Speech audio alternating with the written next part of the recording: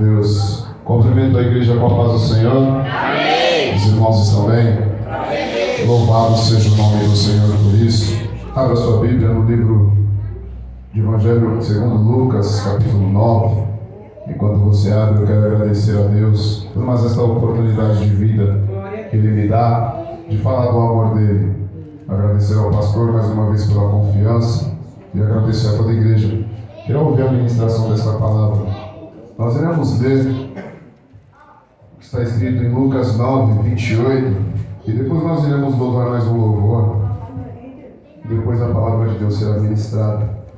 Preciso louvar esse louvor, minhas pernas estão tremendo, meu coração está tremendo. Parece que todas as vezes que eu pego, parece que é a primeira vez. Porque uma coisa é você falar de você, outra coisa é quando você vai falar aquilo que Deus quer que você fale. Não é brincadeira. Lucas capítulo 9, a partir do 28. E aconteceu que quase 8 dias depois destas palavras, tomou consigo a Pedro, a João e a Tiago, e subiu ao monte a orar. E estando ele orando, transfigurou-se a sua aparência, e a sua roupa ficou branca e muito resplandecente. E eis que estavam falando com ele 2 homens, que eram Moisés e Elias. Vamos repetir esse 30, todos juntos.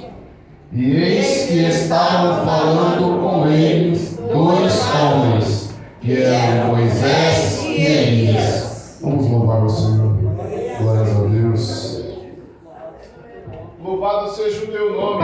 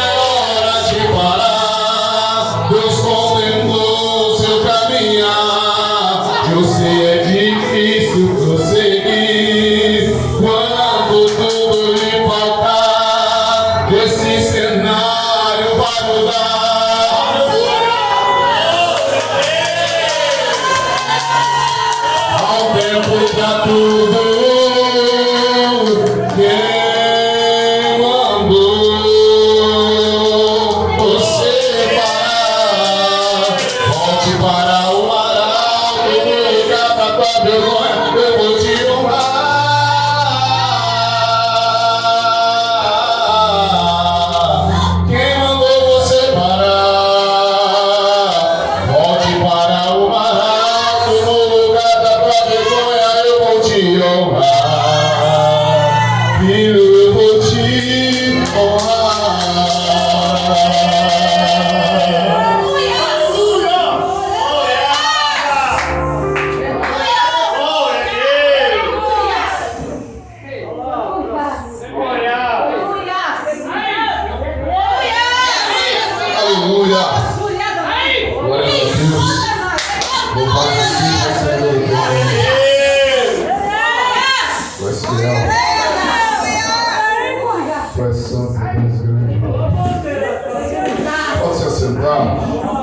Fique à vontade. Louvado seja o nome do Senhor. Mas fiel, Senhor.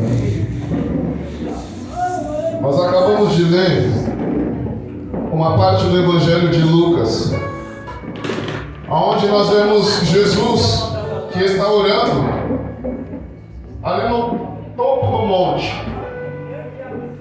Só que não é sobre Jesus que nós vamos falar. Aliás, nós vamos falar sobre Jesus um pouco mais para frente.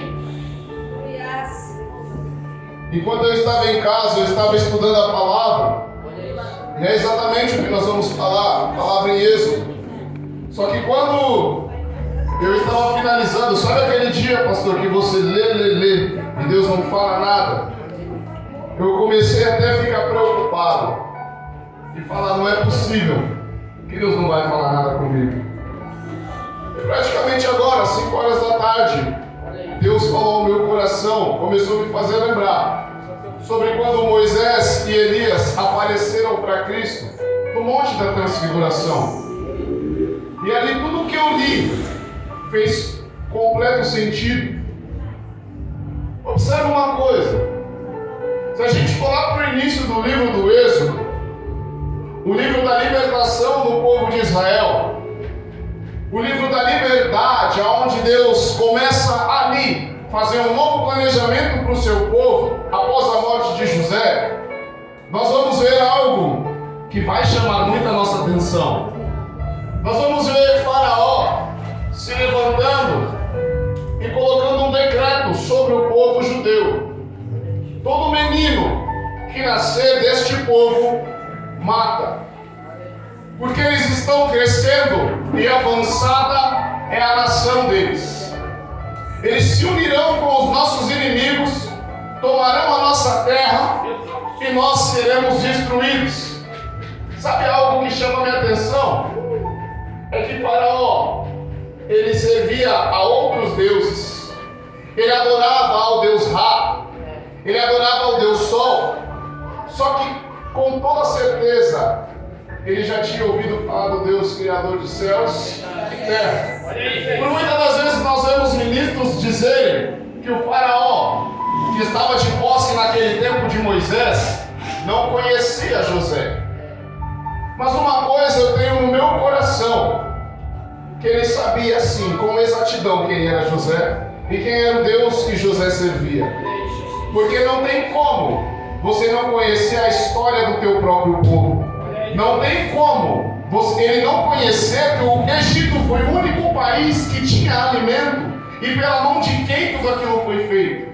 Então, se ele conhecia a José, ele conhecia muito bem o Deus de José. E se ele conhecia o Deus de José, ele sabia que naquele povo tinha uma promessa de que aquele povo iria herdar uma terra que manava leite e mel. E não somente isso, que a promessa sobre este povo é que o povo seria grande e que a descendência dele seria incontável, como a areia areia do mar, areia da praia e também as estrelas do céu. Faraó, ele não estava levantando um decreto sobre alguém que ele não conhecia quem era. Faraó estava dizendo, vamos matar esse povo, porque senão o Deus dele vai se sobressair em cima do nosso Deus, e seremos envergonhados. O que Faraó não compreendia é que quando Deus quer, não adianta eu e você querer tentar travar. Quando é plano de Deus, até dando errado, dá certo. Tem um ditado mundano que diz que Deus escreve certo por linhas tortas. Mentira. Deus escreve certo por linhas certas. Nós mesmos que entortamos as nossas linhas. Observa. Deus ele começa a chamar o povo, ouvir o povo. aflição. E ali nasce um menino, Moisés. Lindo dessa palavra é que ali no segundo capítulo é específico. E o filho de Levi conheceu uma filha de Levi e eles conceberam e deram o nome do menino Moisés. Se a gente olhar para esse casal, eles já tinham filhos. Já tinha Arão, o mais velho, e Miriam. Mas por que Moisés é tão importante? Porque Moisés foi exatamente no momento que Deus ouviu a oração do povo. Sempre que Deus ouve a nossa oração, Deus entra com uma resposta. Glória a Deus. Deus entra com uma ação. Aleluia. E aí quando Moisés nasce, tem esse decreto, pastor. Mata todos os meninos. Joquebede, mãe de Moisés, vendo que o menino era diferente, ela o esconde por 3 meses dentro da sua casa. Ela o esconde até o momento que ninguém mais vai perceber que o menino está ali dentro. Só que aqui quem já teve filho, sabe que criança é uma bênção, principalmente pequena. No meio da eita glória. Chega no meio da madrugada, por muitas das vezes a criança vai chorar. Aí você me pergunta, tudo bem, mas não teria como os do exército de Faraó saber se a criança que estava chorando era menina ou menino. Por muitas das vezes o inimigo das nossas almas, ele gera uma curiosidade dentro do nosso coração. Curiosidade tal que às vezes nos faz entrar em lugares aonde não é para nós entrar. E ali, os homens do exército de Faraó poderiam gerar no seu coração essa curiosidade. A palavra vai dizer que Joquebede, ela pega o menino na terra de Gozém, onde eles moram, faz uma pequena embarcação, coloca ali um pequeno navio, vamos dizer assim, coloca Moisés dentro e imagina para uma mãe se despedindo do seu filho, sem saber para onde ele vai, sem saber se ela soltar aquela pequena embarcação, o seu filho vai continuar com vida.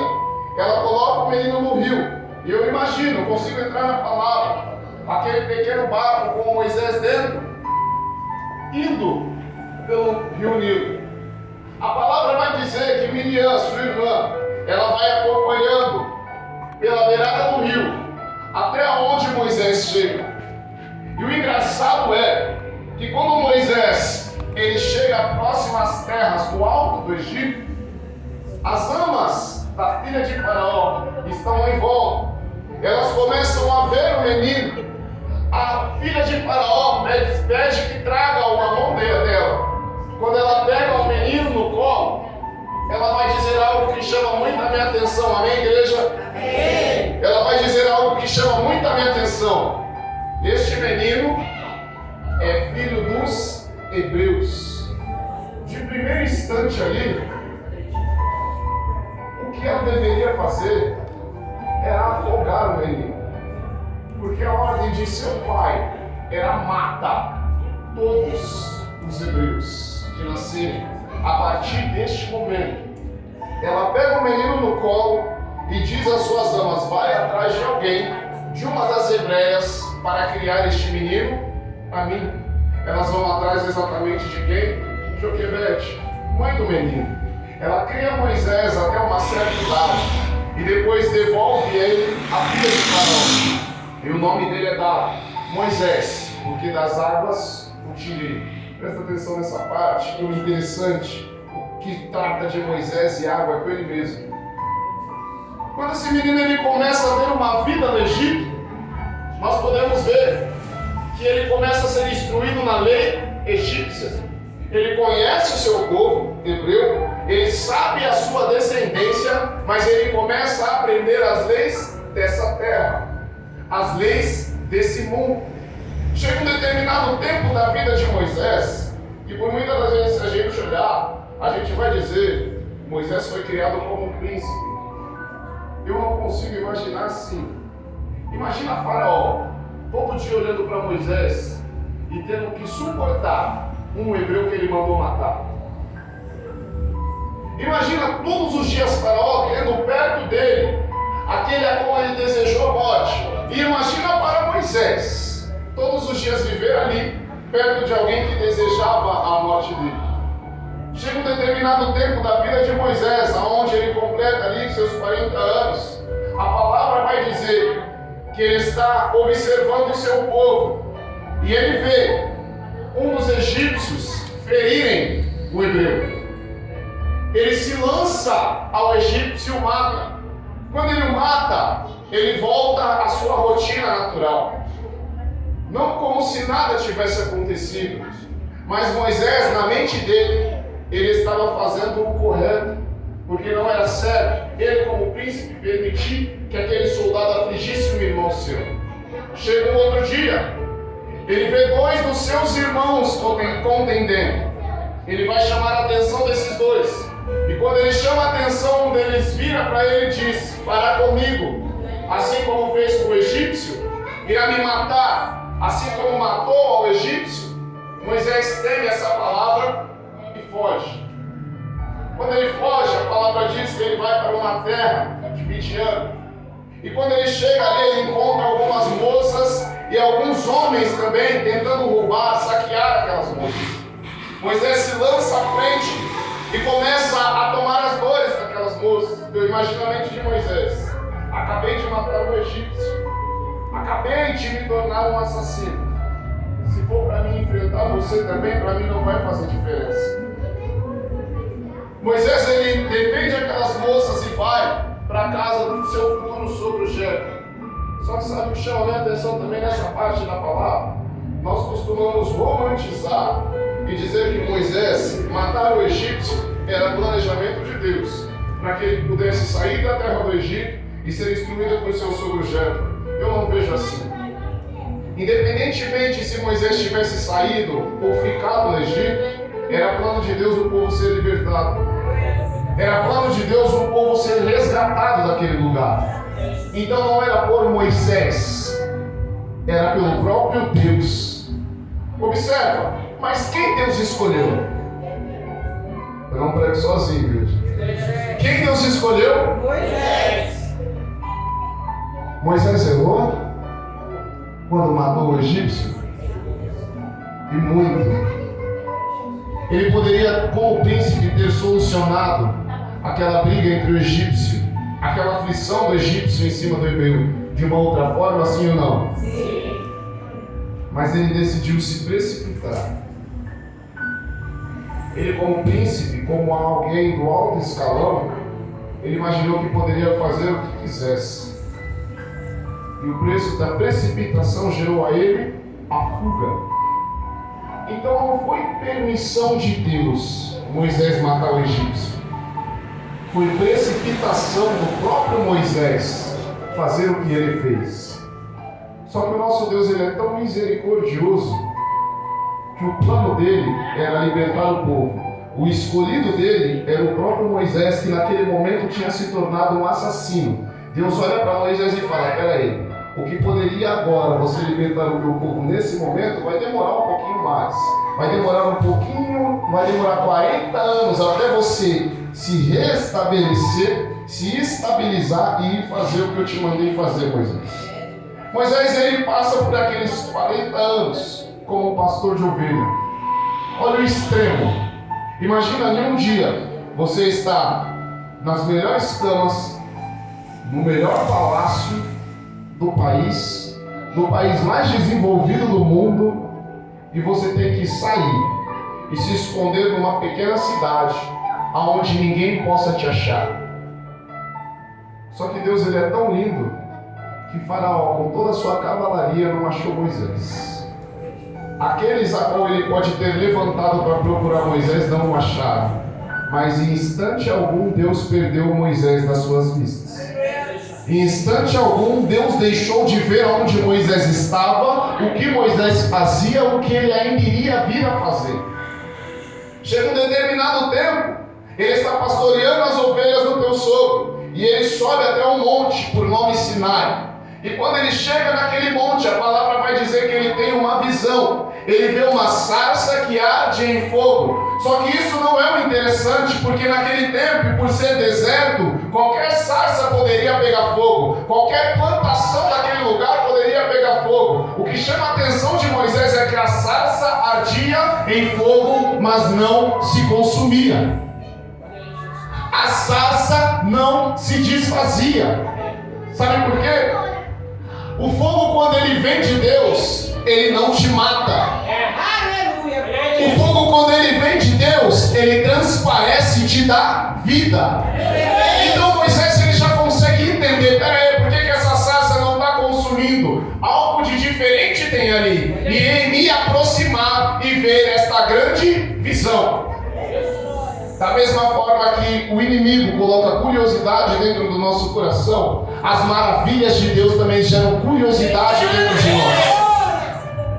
Quando ele se aproxima, ele toma um baque. Que baque é esse com a voz de Deus? Porque às vezes para chegar não é do nosso jeito. Às vezes para chegar não é na nossa hora. Moisés, tira a sandália dos teus pés. Porque o lugar que você está pisando é? Observe uma coisa. Nós estamos acostumados a ouvir que Deus manda Moisés tirar a sandália dos pés, porque a sandália que está nos pés de Moisés são sandálias egípcias. Mas Moisés está há 40 anos com a mesma sandália? Será que em 40 anos ele não trocou aquelas sandálias egípcias? Se a gente detalhar a palavra, nós vemos as maravilhas que o nosso Deus faz. Meu Deus! Eu quero imaginar que todas as vestes de Moisés já estavam trocadas. Ele não estaria pastoreando ovelhas com vestes de príncipe. Ele não estaria pastoreando ovelhas com sandálias de príncipe. Pelo seu equívoco, pela sua precipitação, ele foi ensinado a reiniciar. Quando ele se aproxima dali, essa palavra está em Ruth, nos tempos antigos, hoje o que nós conhecemos como contrato assinado pelas nossas mãos. Um homem, quando queria fazer um acordo com o outro, eles trocavam sandálias. Eles paravam um de frente com o outro e trocavam as suas sandálias. Aquilo era confirmação de suas palavras. Então Deus está falando para Moisés: Moisés, vem cá, mas antes tira a sandália dos teus pés, porque eu quero contigo é compromisso, Moisés. Quando ele tira as sandálias, eu imagino Deus o permite aproximar. E Deus começa a ter um diálogo com Moisés. Moisés, eu sou o Deus de Abraão, Isaque e de Jacó. Em algum momento Deus falou para Moisés: eu sou o teu Deus. Sim ou não? Sim ou não? Sim ou não? Por quê? Se ele é escolhido de Deus. Por que Deus não fala para Moisés: eu sou o teu Deus? Se Deus o já tinha escolhido desde o ventre. Se Deus o permitiu ser guardado 3 meses dentro de uma casa, o permitiu ser escondido quando o faraó queria o matar por 2 vezes, quando criança e depois aos 40 anos. Por que Deus não chega para Moisés e fala: eu sou o teu Deus? Porque Deus já sabia quem ele era, quem Deus era. Mas Moisés ainda não. Nós vivemos num tempo onde por muitas das vezes eu e você nos encontramos assim. Eu digo por mim mesmo. Às vezes Deus já sabe quem somos há muito tempo. Deus sabe quem Ele é. Nele não há sombra nem variação de dúvida. E às vezes nós ouvimos falar, cantamos os louvores, falamos a palavra, mas não sabemos quem Deus é. Se isso aconteceu com Moisés, por que não aconteceria conosco? Só que Deus chama. Quando Moisés começa a ouvir as palavras do Senhor, ele começa por impedimento. Eu não sei falar. O camarada foi instruído na lei egípcia. Imagina a eloquência dele, pastor. A forma que ele falava, a oratória que ele tinha. E quando ele olha para Deus, eu não sei falar. É basicamente nós, quando estávamos no mundo. Para quem gostava de funk, passava a noite inteira com o dedinho pro alto. Para quem gostava de pagode, passava a noite inteira com o pandeiro na mão. E às vezes nós chegamos dentro da casa do Senhor, conhecemos o louvor de trás e para frente, eita glória. Conhecemos o louvor de trás para frente e colocamos impedimento para adorar o nome do Senhor. Moisés ele começa a dizer, eu não sei falar. E quando eu vou no nome de quem? O próprio Deus está falando com ele está perguntando o nome de quem ele vai. Deus olha para Moisés e fala, quando você chegar lá no povo, não a Faraó, mas quando você chegar no meio do teu povo, os hebreus, fala, eu sou o que sou. Eu sou tudo aquilo que você precisa que eu seja, na hora que você precisa que eu seja. Só que Moisés ele recebe essa palavra e ele começa a olhar para ele. Mas espera aí, por que eu? Tem tantos lá. Tem muitos lá. Eu imagino Moisés olhando para dentro dele, a sua boca não professa, mas o coração, eu sou um assassino. Eu acabei de cometer algo que não era para ter cometido. E Deus dizendo, Moisés, o que tu fez, você vai pagar. Eu não esqueci, Moisés. Mas nesse momento não é isso que eu estou me preocupando. Está vendo aquele povo, Moisés? Precisa sair dali. E eu te escolhi. Se você errou, o problema é teu. Colhe o que você errou, mas aquele povo você vai se responsabilizar. Moisés entende. E mais uma vez põe impedimento. E Deus libera uma palavra. A palavra vai dizer que Deus se ira com Moisés. E começa a dizer, Moisés, quem fez a boca do homem? Ou o olho daquele que vê? Como que você está dizendo para mim que você não sabe falar? Você não sabe falar, Moisés? Beleza, eu vou levantar Arão. Ele será por profeta e você será por Deus no meio do povo. Mas do mesmo jeito, você vai. Arão vai em direção a Moisés, eles se encontram, os dois irmãos. E quando eles se encontram, eu imagino os dois no caminho conversando em direção ao Egito. Arão todo confiante, entendendo que o seu povo irá ser liberto, e Moisés ainda duvidoso. O que eu vou fazer lá? Aquele faraó lá queria me matar desde que eu nasci. Por mais que ele morreu agora, vai que ele deixou mensagem para alguém, para se eu aparecesse por lá arrancar minha cabeça. Porque nós que somos cristãos, nós somos assim. Nós entramos aqui dentro, nós louvamos, engrandecemos o nome do Senhor, mas na hora que a luta bate, a gente sai questionando. Não adianta falar que não é porque é. A gente sai duvidando de tudo que Deus falou. Ainda bem que ele não é homem para que minta, nem filho do homem para que se arrependa. Glória a Deus, aleluia. Quando eles chegam, Deus começa a dizer, Moisés, vai lá falar com o faraó. Toda manhã você vai lá e todas as vezes que ele negar liberar o meu povo, eu irei enviar uma praga sobre o Egito. E Deus falando e Deus cumprindo. Deus falando e cumprindo. E Faraó endurecendo. Aliás, a própria palavra diz que Deus endurecia o coração de Faraó. E chega um determinado tempo que Deus olha para Moisés e fala, peraí, agora fala para ele que agora é a última praga, a 10ª. Ferirei todos os primogênitos do Egito. O que Faraó queria fazer com Moisés lá no começo? Eu sou paciente. Aleluia. O que Moisés queria? O que Faraó queria fazer com Moisés lá no começo? Quando ele tinha 40 anos? Ninguém deixa de colher o que planta. Se seu desejo foi um dia ver alguém morrer, pode ter certeza que um dia alguém vai desejar que você morra. E mesmo se alguém não desejar, a morte pode chegar na tua vida. Às vezes pode não ser uma morte física, uma morte espiritual. Que é isso? Está amaldiçoando da igreja? Não. Estou dizendo sobre a justiça do nosso Deus. Deus jamais vai permitir que a gente colha aquilo que a gente não plantou. Quando o faraó recebe essa notícia disse aqui, todo primogênito do Egito vai morrer. Eu imagino ele olhando para o seu filho, não sei se pequeno, se grande, mas que descenderia ao trono. E imaginando aquilo, o seu filho morto. E Deus começa a falar, tá vendo o povo?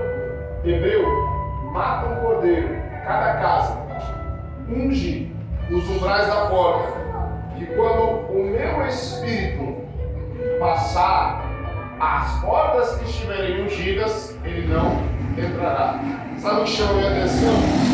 É que Deus chama esse espírito como meu anjo. E esse anjo que estava passando é o próprio anjo da morte. O interessante é que todas as vezes que alguém morre, a gente pensa que foi o diabo que matou, sendo que todas as palavras que falam de morte na Bíblia é sempre Deus autorizando o seu anjo passear sobre a terra. Até a morte é deliberada pela boca de Deus. O inimigo das nossas almas não tem domínio sobre nada. Quando o anjo começa a passar, eu imagino ele passando nas terras de Gozém, todas as portas preenchidas com o sangue do cordeiro.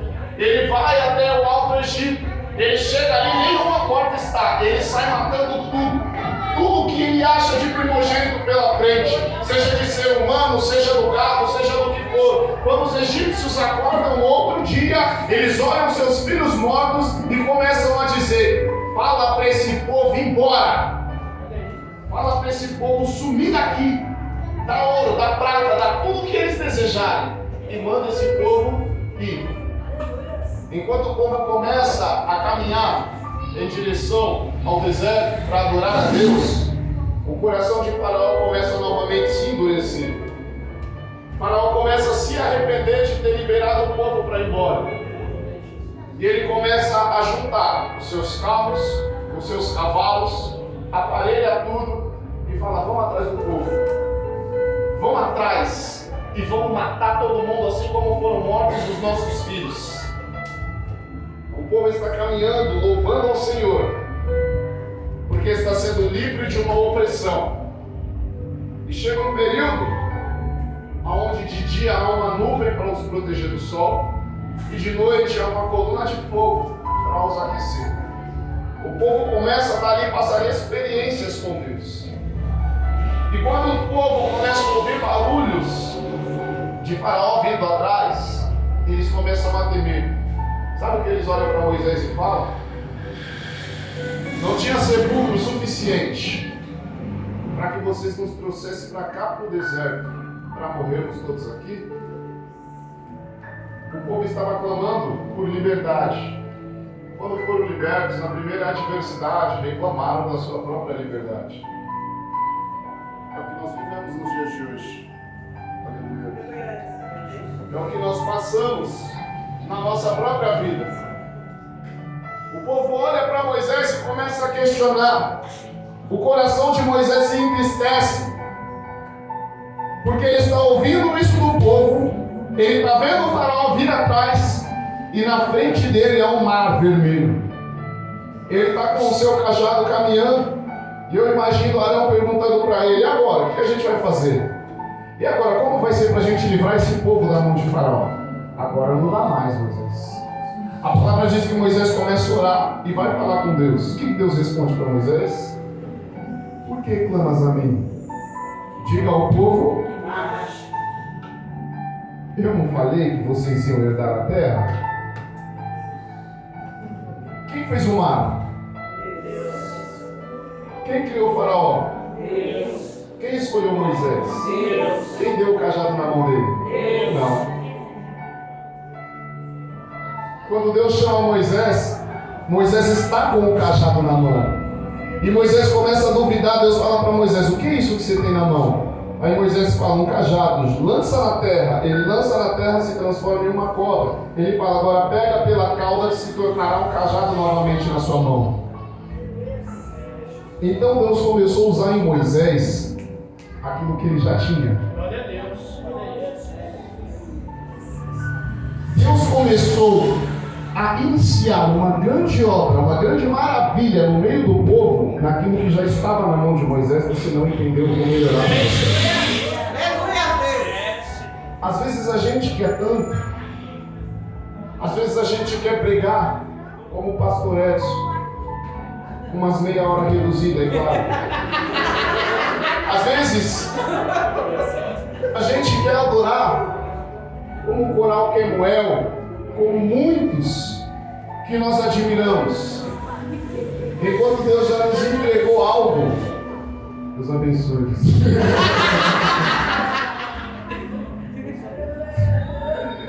Enquanto Deus, por muitas das vezes, já nos entregou muitas coisas nas nossas mãos. A missionária Juliana disse algo que se a gente se atentar, a palavra vai dizer que nós somos um corpo. E um corpo, nem todos têm a mesma função. Cada um tem a sua função determinada, dispensada as suas funções pela cabeça. E quem é a cabeça da igreja? Cristo. E nós que somos parte do corpo. Você já entendeu sua função? Você já entendeu para que você está aqui? Você já entendeu para que você serve para o irmão que está do teu lado? Às vezes, num louvor que você deixa de louvar, numa palavra, uma simples saudação que Deus falou no seu coração e você deixa de dar, num abraço, por muitas das vezes até também numa ajuda financeira, em algo que o seu irmão precisa e você pode fazer, você está deixando de compreender o porquê que você foi colocado nesse lugar. Observa, Moisés pega aquele cajado e Deus olha para ele e fala: Moisés, com isso que você tem nas mãos, toca nas águas. Deus não fala que a água vai abrir. Deus não fala o que vai acontecer. Deus simplesmente fala: Moisés, toca. Moisés não tem o que fazer. Moisés foi cheio de fé. Eu não vejo assim. Ele não tinha mais nada a não ser obedecer. Tem vezes que nós desobedece. Chega um determinado tempo que a gente não pode fazer mais nada a não ser obedecer. Porque senão o faraó que está vindo atrás vai matar. O rio que está na frente, se a gente jogar, a gente se afoga. Então não tem o que fazer, ou obedece, ou obedece. Ele toca nas águas, e quando ele toca nas águas, imagina o susto que ele leva ao ver as águas vindo de lá para cá, se abrindo do Oriente. E quando as águas se abrem, o povo começa a caminhar. Não sei se Moisés vai à frente, não sei se Moisés fica por último do povo, mas o povo começa a atravessar aquela água em seco. A ciência diz que é um fenômeno no Mar Vermelho, que de tempos em tempos aquele mar se divide e fica 1 centímetro de água, ou 1 milímetro, não sei. Só que a palavra é tão linda que quando eles chegam do outro lado, a palavra vai dizer que eles chegaram com os seus pés a seco. Então, por mais que a ciência tenta explicar as maravilhas de Deus, não tem explicação.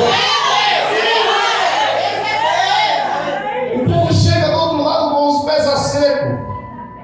E quando o povo chega do outro lado, Deus fala novamente para Moisés: toca no meio da terra seca. E quando Moisés toca no meio da terra seca, Faraó e seus carros estão no meio do mar. O mar fecha e engole Faraó, seus carros e seus cavaleiros. Rapidinho, quando mandou matar as crianças, ele mandou jogar aonde? Quando mandou matar as crianças, ele mandou jogar aonde?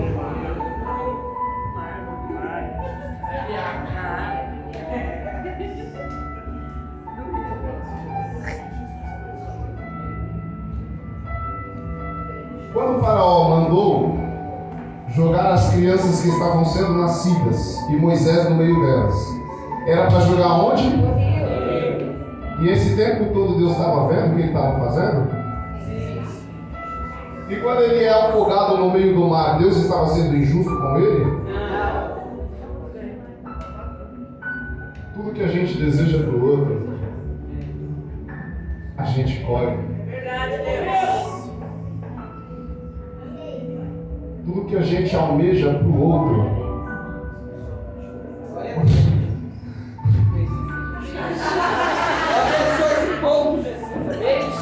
por muitas das vezes a gente colhe. Quer ter colheita boa? Deseja o bem para o teu irmão. Quando que Deus muda o cativeiro de Jó?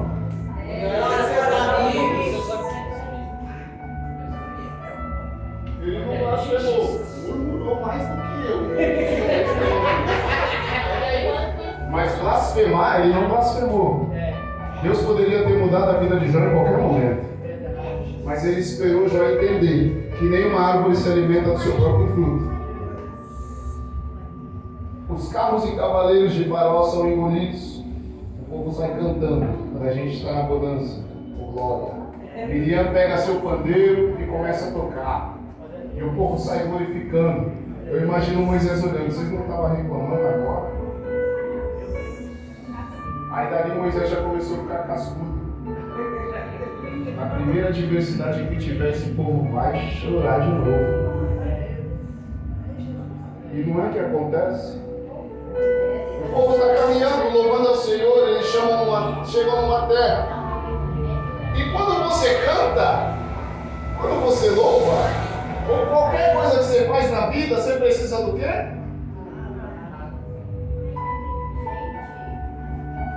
O povo começa a sentir sede depois de louvar, pastor.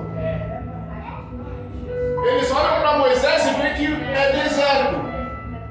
Ô Moisés, nós estávamos louvando, mas vamos parar com esse negócio. Nós estamos louvando, não tem água, não está nada acontecendo. Eu não vou parar de louvar. O povo está olhando para Moisés e mais uma vez questionando sobre algo que eles estavam recebendo de Deus. Moisés avista um pouco distante uma fonte de água. E quando o povo vai beber, a água é amarga. Aí que o povo olha para Moisés e trazendo para o nosso português atual, você está de palhaçada com a nossa cara. Você está de brincadeira. Que tipo de líder é você? Que tipo de liderança é você que não consegue trazer água para o povo? Moisés, mais uma vez, eu acho que agora ele aprendeu a lição. Dessa vez ele não ora, porque a última vez que ele foi orar, Deus falou: por que clamas a mim? Faz tua parte. Moisés, ele pega um graveto no chão, joga na água e a água se torna doce. O povo toma, para o povo volta a sorrir. Porque quando as nossas necessidades são supridas, é fácil a gente dar risada. Quando a gente tem tudo abastado, é muito bom. Mas quando nos falta algo, por muitas das vezes o desejo do nosso coração é murmurar. O povo sai dali. Moisés começa a trazer instruções. Se fizeres tudo o que o nosso Deus nos manda, então ele retirará de nós todas as enfermidades que os outros povos têm. Ele começa a falar para o povo promessas de Deus, a qual Deus está passando para eles. E eles continuam caminhando. Aí eles veem uma cidade chamada Elim, com 12 fontes de águas puras e 70 palmeiras. Deus estava dando para o povo água limpa, sombra e água fresca. Era só andar mais um pouquinho. Era só caminhar mais um pouquinho sem reclamar da amargura.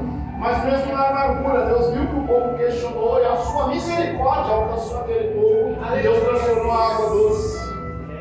O povo continua caminhando, passa por muitas adversidades. Se eu não me engano, mais de 40 cidades, pequenas cidades. E chega um momento que o povo entra e começa a questionar a Moisés. Nós estamos com o desejo de comer as cebolas que tinha no Egito. Você nos trouxe aqui a esse deserto para morrer. Nada daquilo que temos aqui. Mas quando eles estavam no Egito, eles clamavam por libertação. Parece a gente nunca está contente com nada. Deus começa a enviar maná. Todos os dias que o povo acorda, tem maná fresquinho. O povo se alimenta. Só que de tanto o povo questionar, chega um momento que Deus ira. Deus fala: Moisés, eu vou matar todo mundo, todo esse povo, e vou suscitar de você uma nova nação. Ele fez isso com Noé, ele fez a promessa a Abraão, ele tinha todo o poder para fazer para Moisés, em Moisés. Aí entra uma das maiores loucuras que um homem pode cometer na vida, a não ser que ele tenha extrema intimidade de verdade, que é desafiar Deus. se matar esse povo, risca o meu nome no teu livro.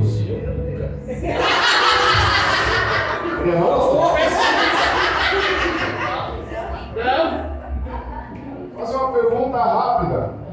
Você não precisa nem levantar a mão, responde para você mesmo. Sobre a tua família. Se o povo não quisesse ser salvo, você diria para Deus, risca o meu nome do teu livro? Para aqueles que você ama. Eu não faço, não. Não quer. Já está difícil eu caminhar sozinho. Tentar a minha salvação para ainda falar para Deus. Riscar o meu nome. Sendo que é tão difícil, está tão difícil eu entrar lá? Olha Moisés, espera aí. Eu era assassino. Você me tirou de lá. Fez uma grande obra na minha vida. Falou que esse povo ia herdar a terra. Agora quer matar o povo?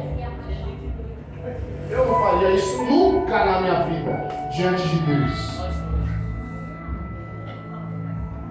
Eu queria entender o que passou na cabeça de Deus nesse momento de não fulminar Moisés no céu.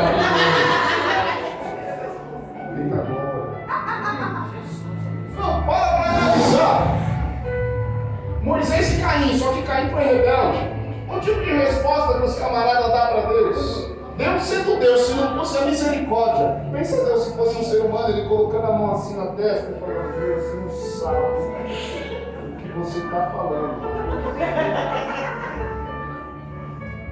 Então continua caminhando com esse povo. Aí Moisés vai mais adiante. Peraí, eu não quero anjo.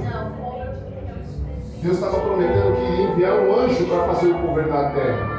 Se a tua presença não for comigo, não me faça subir daqui.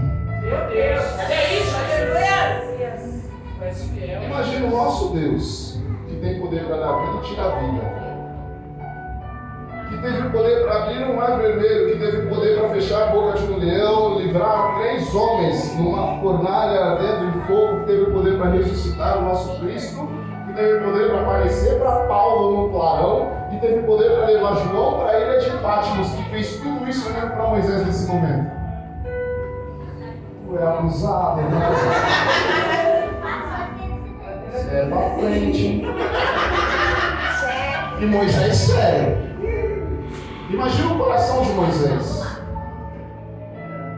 Deus continua. Moisés vai além. Já estou aqui, não me matou. Então vamos embora, vamos continuar experimentando. Eu quero te ver. Aí eu imagino o coração de Deus se alegrar. Porque até ali ninguém tinha pedido para ver a Deus. A não ser Enoque que andava com ele. Adão que o tinha por visita todos os finais da tarde. E alguns outros homens como Jacó, mas viu em teofania, então viu como anjo. Moisés fala, eu quero ver o Senhor. E Deus olha para ele e fala, se você me ver, você morre. Porque a glória de Deus, ela nos traz vergonha, porque Deus é santo e nós pecadores. A majestade de Deus, ela nos condena. Graças a Deus que tivemos o nosso Cristo para nos redimir dos pecados. Quando Moisés fala isso para Deus, e Deus começa, eu que criei esse ser humano. Tá bom, Moisés, se esconde atrás da fenda da rocha, que toda a minha bondade passará por ti, mas tu me verás pelas costas. Porque se você vê a minha face, você vai. Moisés se esconde atrás da fenda da rocha e fica esperando Deus passar. Eu imagino, aliás, não consigo imaginar, toda a bondade de Deus passando e Moisés olhando aquilo pelas costas. Moisés vendo tudo aquilo e começando a glorificar o nome de Deus. Ele já tinha tido experiências com Deus no monte, quando ele subiu e ali ele recebeu as tábuas dos mandamentos. A palavra diz que quando ele desce, o seu rosto resplandece. O povo não quer nem chegar perto. Já pensou, o pastor chega aqui com o rosto resplandecente? Ou qualquer um de nós, pela presença de Deus. Você já notou que quando você está cheio da presença de Deus, o seu corpo sente um vigor descomunal? Você se sente forte em tudo que você vai fazer, você tem autoconfiança para tudo. E quando a presença de Deus parece que quando sai de você, às vezes nem levantar da cama você quer. Imagina Moisés, ele experimentou todos esses extremos. E ele está ali vendo a bondade de Deus passar por ele. Ele continua caminhando com o povo. Até que o povo chega num determinado lugar e faz o quê? Reclama de novo. De tanto reclamar e se levantar contra Moisés, a palavra vai dizer que Deus começa a permitir que serpentes felinas matem aquele povo. E depois Deus dá uma ordenança para Moisés no meio do deserto. Ergue uma serpente de bronze e põe o nome dela de Neustã. Todo aquele que olhar para o alto da serpente, mesmo que seja ferido pelas cobras, não morrerá. O que Jesus fala no Novo Testamento? Assim como Moisés levantou a serpente no deserto, é necessário que o Filho do Homem seja levantado, para que todo aquele que nele crê não pereça, mas tenha a vida eterna. Olha o que Deus está fazendo para aquele povo, mais uma vez tendo a sua misericórdia. Um pouco antes disso, Moisés vai falhar de novo. O povo está irritando tanto que Deus fala: toca na rocha. Com o mesmo cajado que ele carregava em suas mãos. Moisés acabou de perder Miriam, sua irmã. Imagina a dor que está o coração de Moisés. E o povo reclamando. O sentimental de Moisés estourado e o povo na orelha dele. Quando ele ouve mais uma reclamação por causa do mesmo motivo que é a água, ele fere a rocha.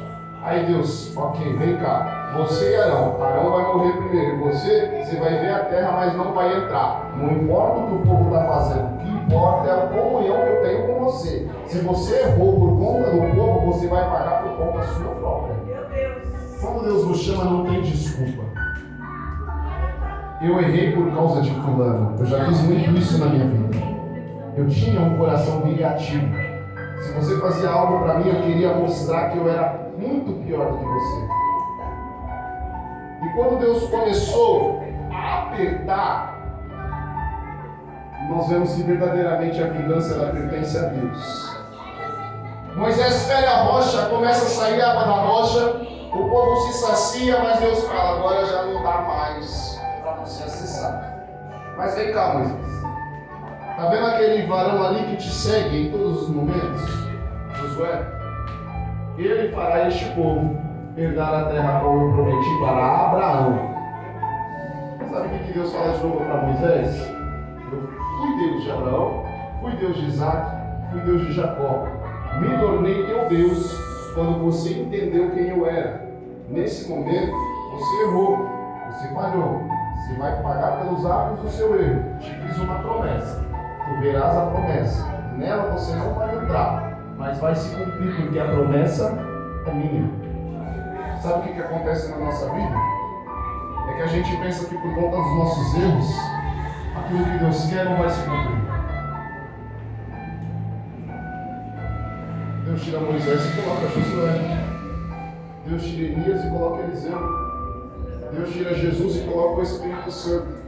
Mas a obra continua. A obra se sucede. Porque a palavra, quando ela vem de Deus, ela não volta para ele vazia. Tem aquele segmento e Deus fala: sobe até o Monte Nebo. E ali você vai morrer. Olha a cidade e morre ali. Se essa pregação tivesse um tema, o tema seria: Deus é que determina o seu início e Ele mesmo determina o teu final. Moisés determinou o final dele quando ele matou o egípcio. Deus falou: opa, vem cá, não acabou agora não. Você vai fazer o que eu te ordenei fazer e depois eu vou determinar o tempo de limite para você. Não é você que determina, a tua história já está escrita pelas minhas mãos. Você pode colocar uma vírgula e achar que parou ali. Você vai fazer o que eu quero, porque eu te escolhi desde o ventre. Hoje você me conhece, e por me conhecer você sabe que você não vai parar agora. Subiu no monte, e ali antes de subir abençoou os seus filhos, abençoou a Josué. A palavra vai dizer que Josué foi cheio do espírito de sabedoria, e dali Moisés sobe, vê a terra de Canaã e morre, onde o seu corpo até os dias de hoje não foram encontrados. Eu imagino que se o corpo de Moisés fosse encontrado, pensa Eliseu que foi jogado em cima de um morto, o morto ressuscitou. Imagina a idolatria que seria em cima do corpo de Moisés, devido a toda a glória que Deus dispensou sobre a carne dele e o espírito dele. Então Deus não permite que o corpo dele fosse achado. Aí nós pensamos que a história de Moisés acabou aí, quando ele morreu. Aí a gente vai para os evangelhos e lê lá que no Monte da Transfiguração, quem é que aparece para Jesus? Aquele assassino lá, pastor? O mesmo que feriu a rocha? Aquele que desafiou a Deus? Pediu para Deus riscar o nome do livro da vida? Ele estava aparecendo para o Filho de Deus e passando instrução. Quem foi o legislador? Até hoje nós seguimos as leis de Moisés. Quem foi o maior legislador que essa terra já teve?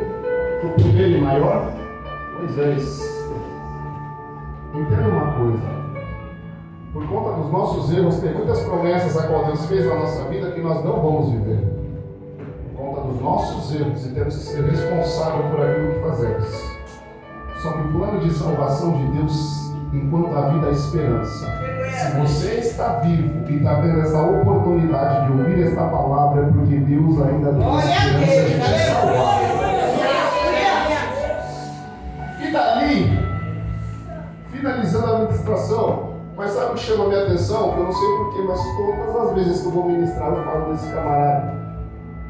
Quando aquele homem vê Jesus, Moisés e Elias, outro depressivo, mas estava lá passando instrução para Jesus. Um homem por nome Pedro.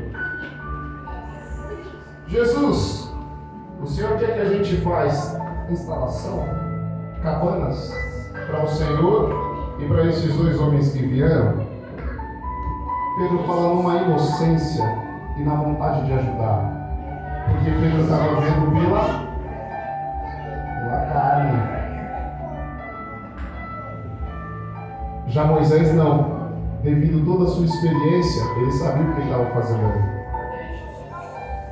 Devido a toda a experiência de Elias, que foi levado numa carruagem de fogo e não viu a morte, ele sabia o que eles estavam fazendo ali e o que Jesus haveria de fazer. Mas Pedro não. Pedro estava começando agora. Então Pedro não entendia o que estava acontecendo. Pedro tinha a melhor das intenções, mas nas melhores das intenções de Pedro, ele arrancava a orelha dos outros. Ele desafiava Jesus.